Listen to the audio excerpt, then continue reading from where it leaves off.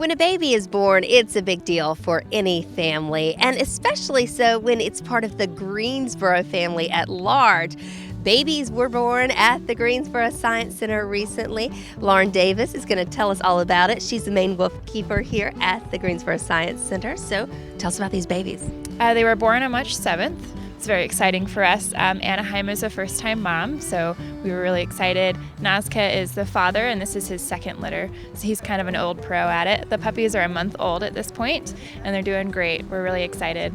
Now, I know the wolves like to kind of keep to themselves. Did you know she was pregnant or suspect it? We suspected it. I saw breeding January 3rd, so then we just kind of tracked it from there. We took weekly pictures of her, watched her belly grow. They are prone to pseudo-pregnancies, so she can look pregnant, act pregnant, everything, and then not have any puppies, so we were worried about that. But then, lo and behold, here came some puppies, so we were very excited. And how many? We have two. We have a boy and a girl. And do they have names yet? Not yet. We're going to have a naming contest soon, so then they'll have names. Okay, so when you come to see them, they may be a little hard to find. Yeah, Anaheim has moved them several times. We have two dens on exhibit, and she tends to go back and forth between the two. Right now, they're in the A-frame that's on exhibit, so they're easier to see right now. But they're just learning how to walk. They're not very mobile yet, so it's going to be a little bit hard to see them. But keep coming back, and you'll see them grow, and it'll be great. So how long will they need to be with their mom and really depend on their mom for everything?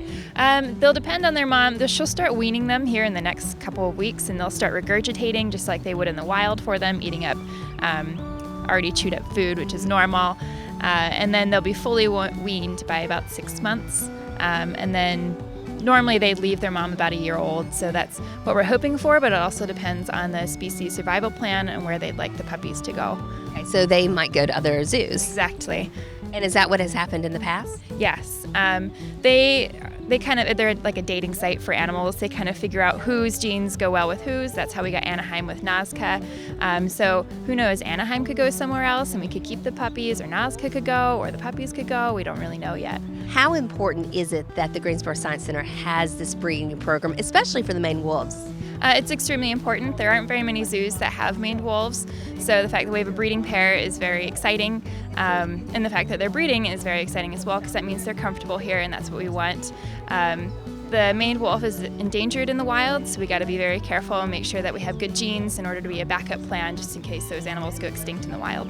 Talk about them in the wild a little bit. Where would we see them? Where do they live? What do they do? They live in South America. They're kind of in the Brazil, Argentina, Paraguay.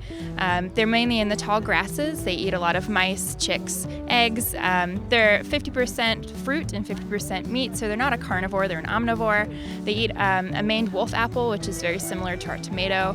They get blamed a lot for cattle or any kind of livestock going missing because they're a large animal, so they think that they're the carnivores, they're eating them, when that's not the case at all. That's not what they eat.